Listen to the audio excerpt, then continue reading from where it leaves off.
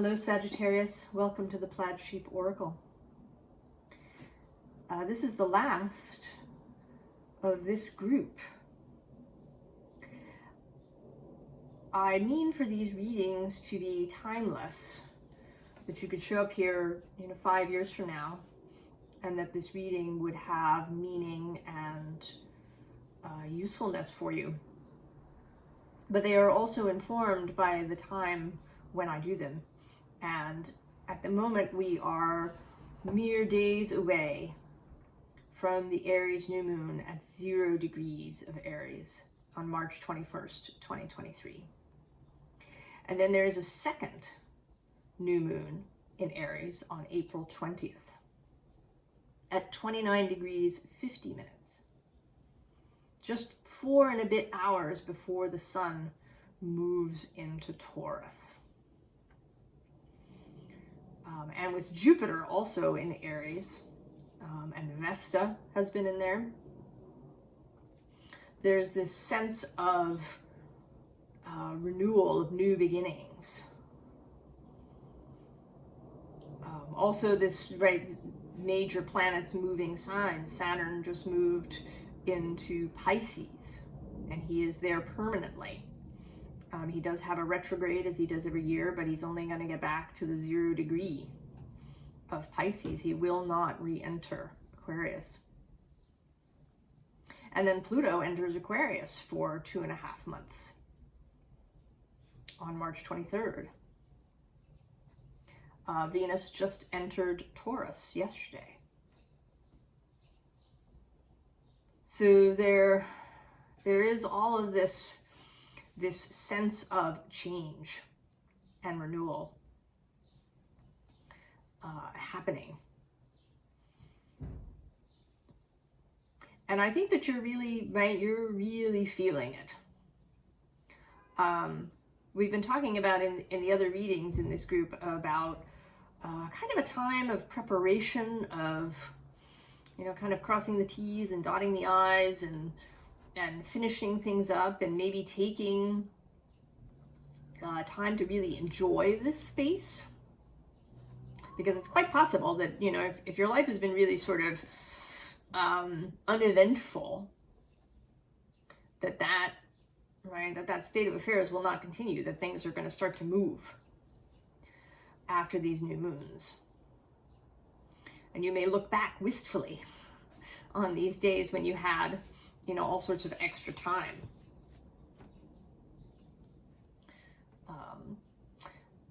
But you, Sagittarius, I think are not really feeling it. This kind of thing. I mean, we talked about, you loosing your arrow. And I think you're right, you've really been ready to do so. I've been doing a reading from my year with Rilke. And all the readings have been, really sort of, they've felt really spot on for each sign. And yours is no exception. It's a poem from the first Duino elegy called Is It Not Time? Is it not time to free ourselves from the beloved, even as we, trembling, endure the loving? As the arrow endures the bowstring's tension, so that released it travels farther, for there is nowhere to remain. In other words, it's time to go, because there's no reason to stay. But I think, Sagittarius, that as much as you really, your arm is trembling, you really want to release that bowstring and let the arrow fly. But you are really feeling held back. We begin here with battle. And actually under that is direction, which I think is partly what you feel like you don't have. Sagittarius has this reputation as being, like the fun sign. The sign that kind of has no downside.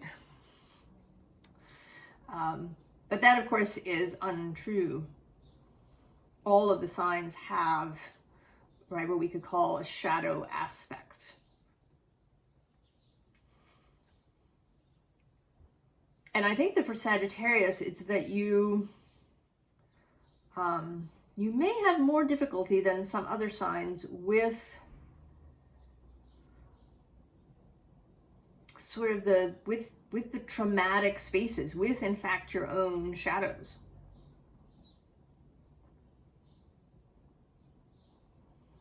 Right? You really, you want to go. It's a very active sign, right? Jupiter is your dispositor, right? This expansive energy that just wants to, right? It wants to go. And so you're not, I think you're very uncomfortable with this need that kind of we all have as human beings of doing introspective work. I almost hate to call it shadow work, right? Things become cliche and almost trendy. But, that's really what it is, right? It's identifying all of these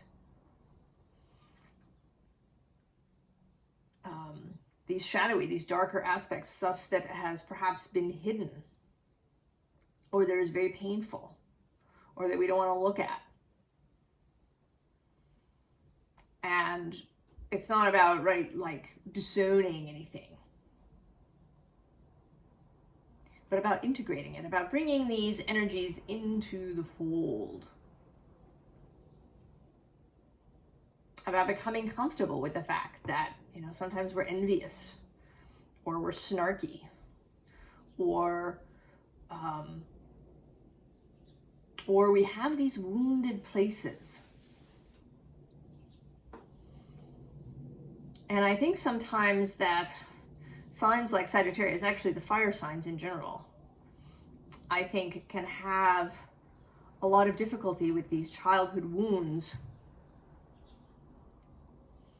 because they so want to be, moving. There is this childlike aspect to all of the fire signs. And when that child aspect, right, gets wounded, then, the whole sign is sort of, right, gets distorted and twisted up. And you can have this battle where part of you, right, wants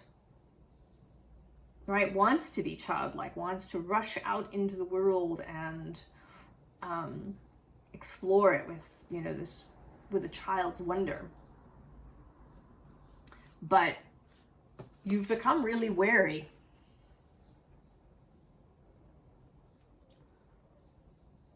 Right? You've been burned in your life. And so you've become very wary.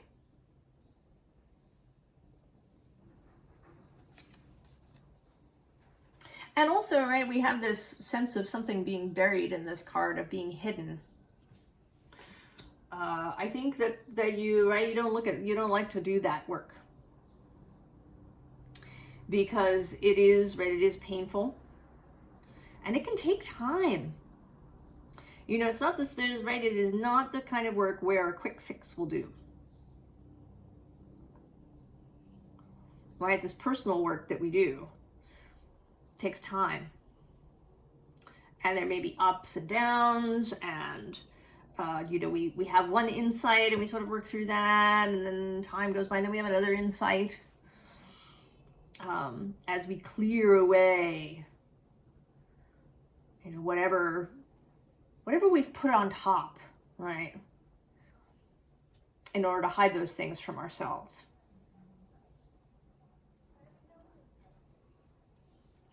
But, naturally, right, this is what we're aiming for. And this is what we can be, Sagittarius, this bond. All of these parts of ourselves have meaning, and are worthy of love and belonging within us. There is nothing that needs to be rejected.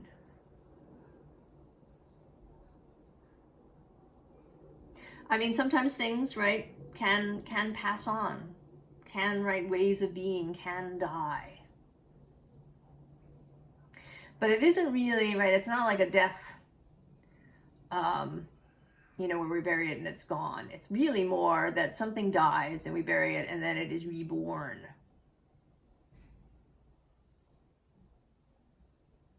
As its, kind of more beautiful self.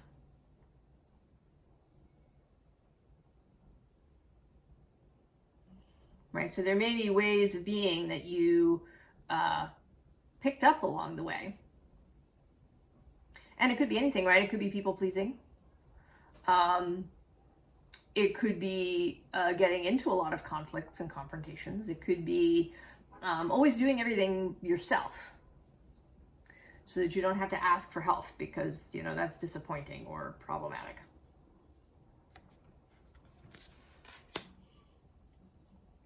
It could be hermiting.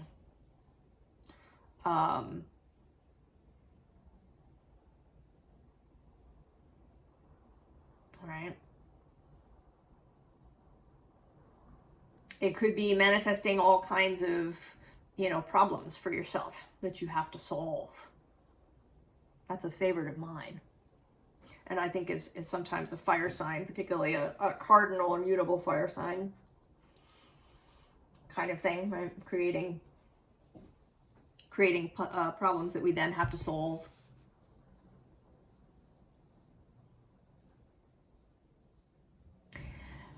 And the answer, not in a simple way. This is sort of not a simple answer. But, right, play. We have to get back to playing.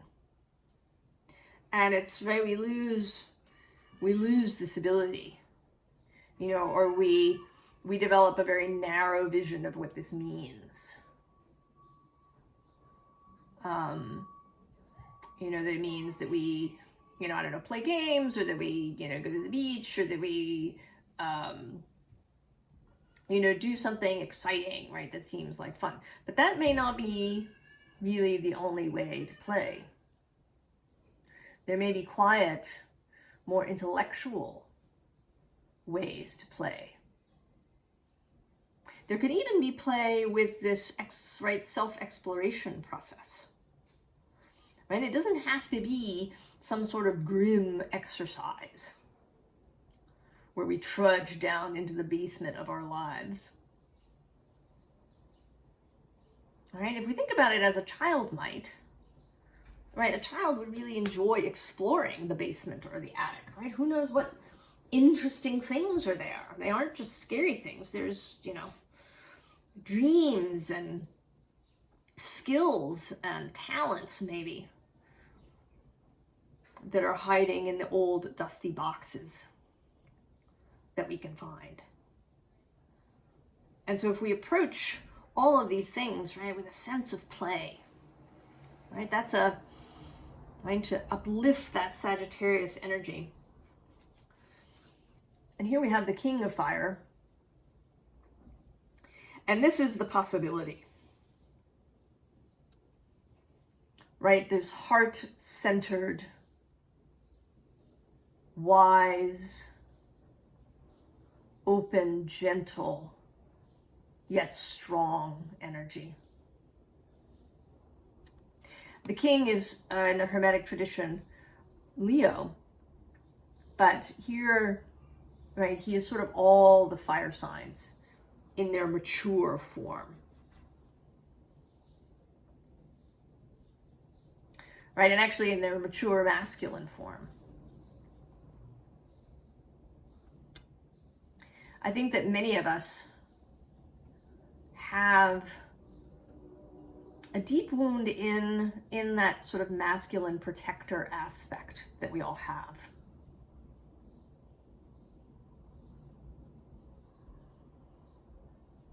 right? That part of us may feel like it has to remain on alert all the time. It may even feel like it's failed in its task, right? That it failed to protect you in some circumstance. So there may be some shame and regret and guilt.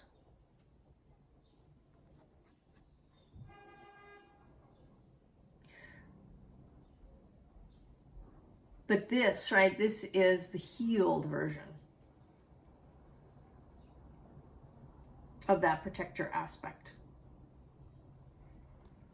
Loving, gentle, but not overright, not overwhelming. This is not a dictatorial energy. This King of Fire moves from his heart. He's not a micromanager in any way. And he's ready at any moment to run out and play. Right? To set off on a fool's journey for a bit.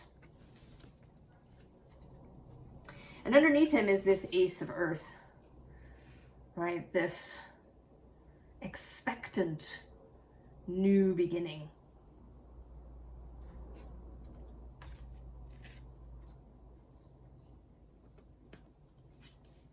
We have the Eight of Earth, right, which is about doing work. But in this particular deck especially, you know, this is such a beautiful card. Right? It's about the beauty of work, right? And about creating beautiful things. Whether you are an artist or not. Right? Our life can be a beautiful thing. And this work that we do with ourselves, our self-exploration, our growth, right, can be a work of craft and love and art.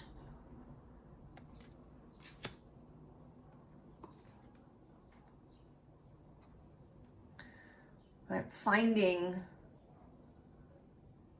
truth. She feels like truth to me here. I think today, especially, right, her sword has that light that she's kind of bringing into dark places.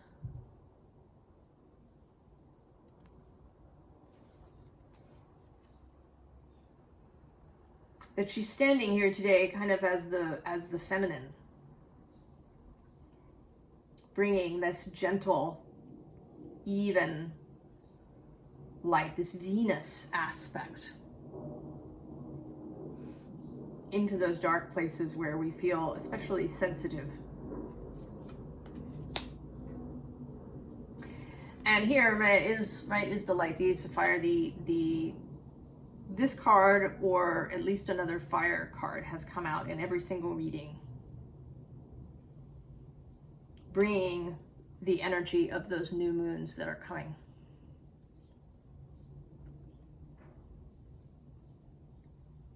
And this ace is today this light that the Justice character can bring into the darkness, lighting up this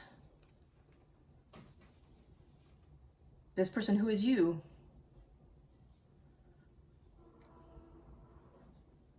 Right? This is that wounded child.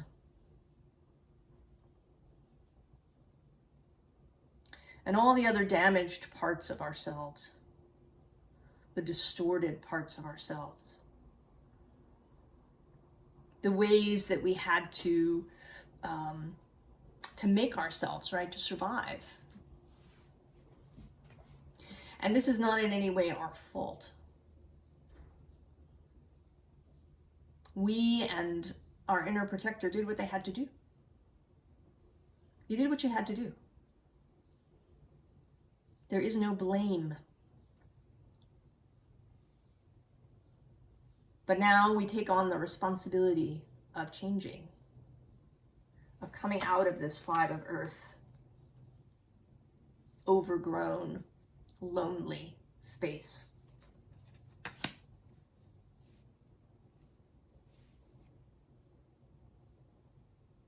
because we don't want to stay there, right? We don't want to stay, you know, I think in this case, right, the beloved in this poem is about the familiar a little bit, right? The familiar space, the familiar misery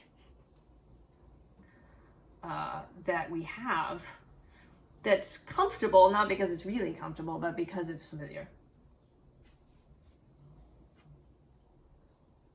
And so then we have the Nine of Cups.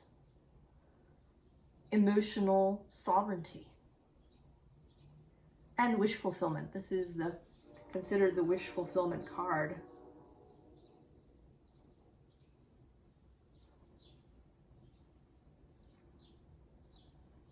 Right? This Mer person moving in their element.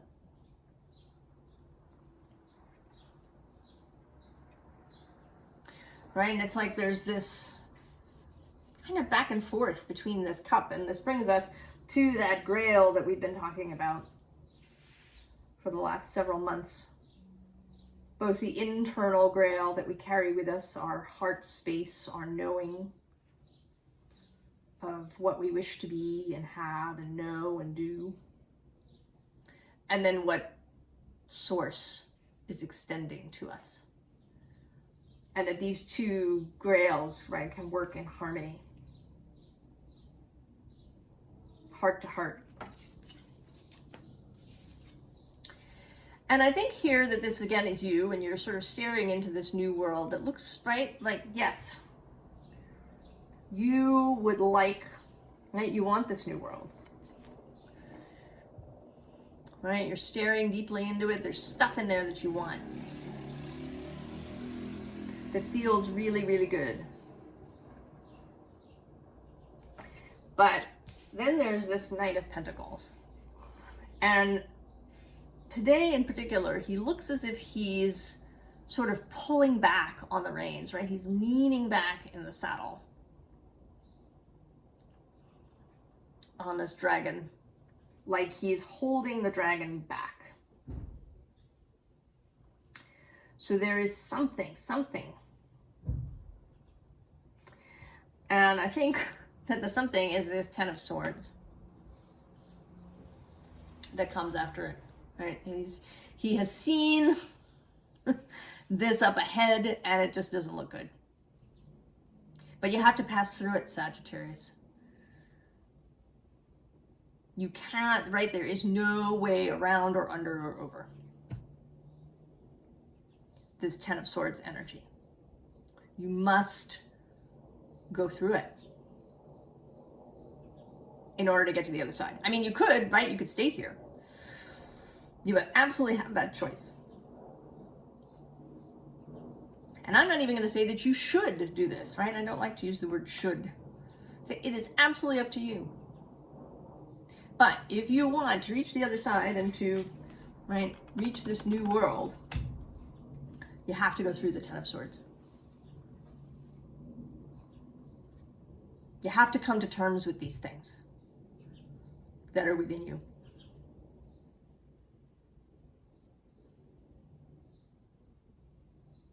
You know, the trouble with wanting a new life, right, to have a changed life, is that we have to change our behavior.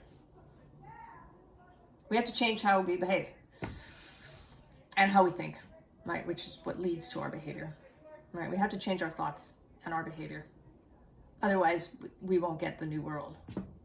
It's that simple. In order to get different, you have to do different and be different.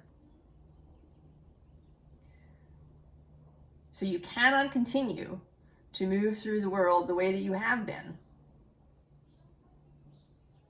and reach the new space. Even if you've like seen what it is. Maybe you've seen that you know, people please, or that you do everything by yourself, or you know, that you get into a lot of conflicts with people.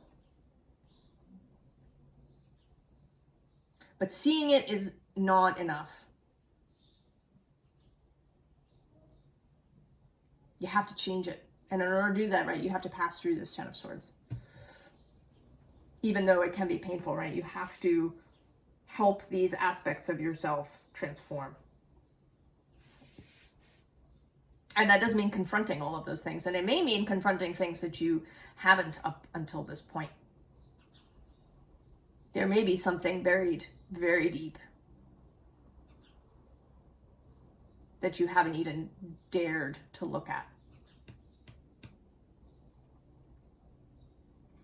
And it might even be a desire. It may be that you want something and you think you shouldn't have it, or that it's wrong.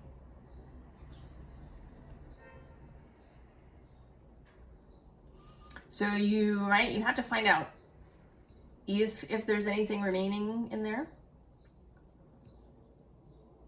and look at it. Go through this Ten of Swords energy if you want to get to the other side. It's the rub, Sagittarius. But you're not alone. There you are. Right?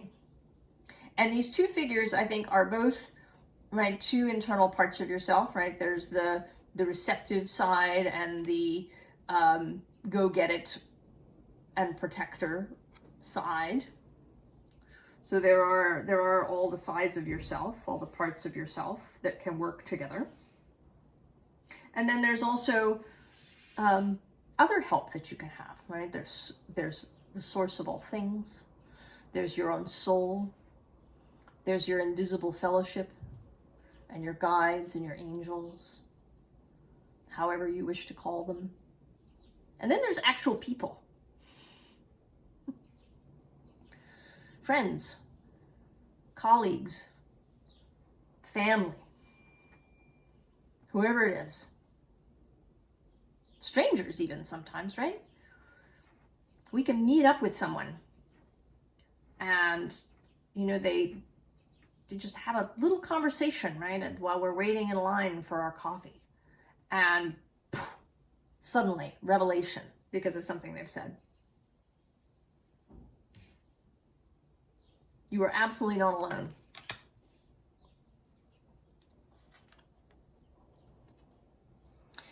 And we have here Morning Dew Girl.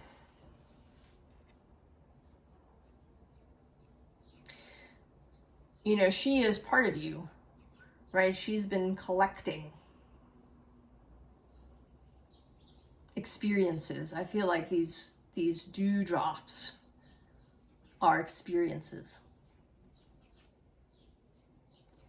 And they all have value. And you can use every one of them. Under her is this New Directions card.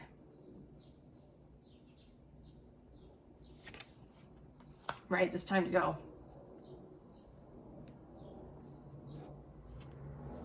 But you have all these experiences. And in this journey card, I also, again, have this feeling of you holding back on the reins. But change is coming. Actually, quite literally, a change of seasons. We are moving into the equinox. Quite literally. On the 20th, in the late afternoon, the sun moves into Aries. The spring equinox in the north and the fall equinox in the south. We are literally, at this moment of this reading, about to change seasons. And then bloom.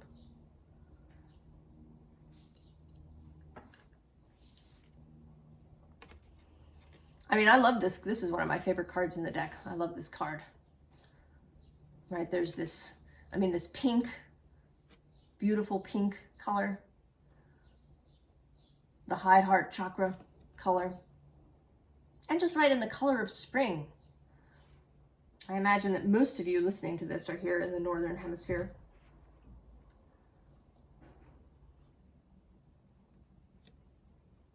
This blooming, right? The flowers are about to bloom.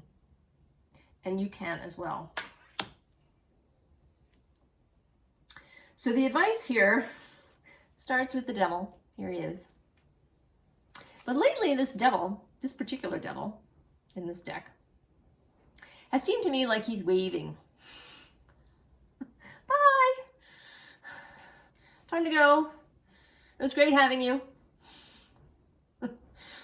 We'll see you later, perhaps. Right? Because we do, you know, we revisit the devil sometimes. Through our lives, we get triggered by things, or and sometimes we need the devil, right? We need a little bit of illicit or rebellious energy. Right? We need a little bit of the adversary to help us in stagnant systems.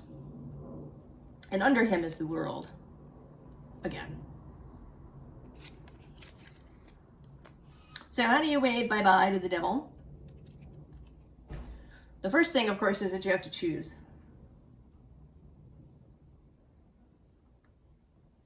You have to choose to go forward.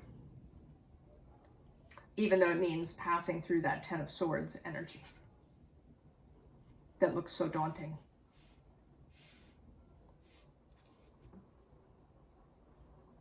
But that's the first thing. There is always, always, always choice. Even if one choice seems really crappy, there is always a choice.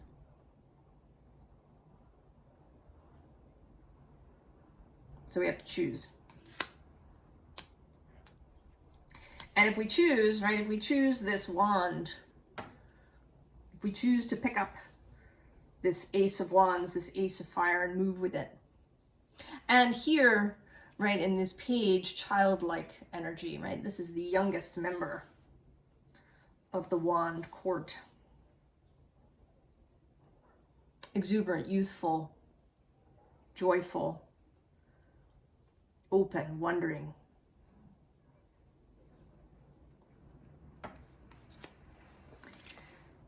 Right, then we enter this Wheel of Fortune. And this is Jupiter energy, traditionally, which is Sagittarius. Jupiter is Sagittarius's dispositor. This is your energy, Sagittarius. That Jupiterian, expansive, wanting to learn, wanting to teach kind of energy. And it is there. He is actually, as he moves through Aries, he's moving trine to Sagittarius. That is an easy flowing energy. He is flowing through the fire signs.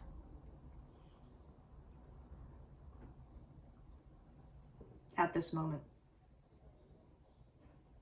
So I would encourage you, again, I would never use the word should, but I would encourage you to go, to move, to loose the arrow.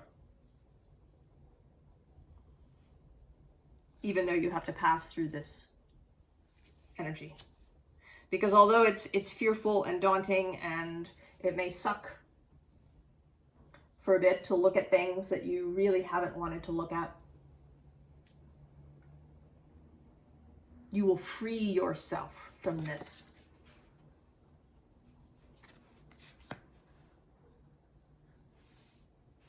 And from this battle that feels like it's been raging. Maybe for a long time, maybe for most of your life. I think that this is true for a lot of us in this moment.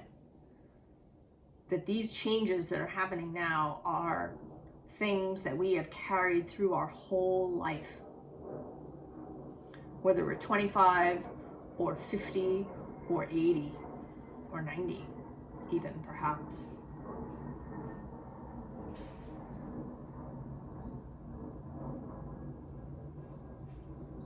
And that now we are coming into, right, this whole new energy, this ability to move into completely untried spaces, new, evolved, mutated timelines.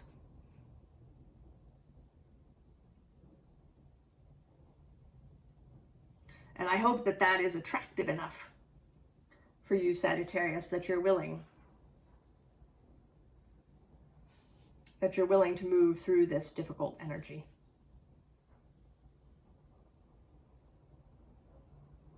And perhaps confront some things that you have avoided for a long time to free yourself.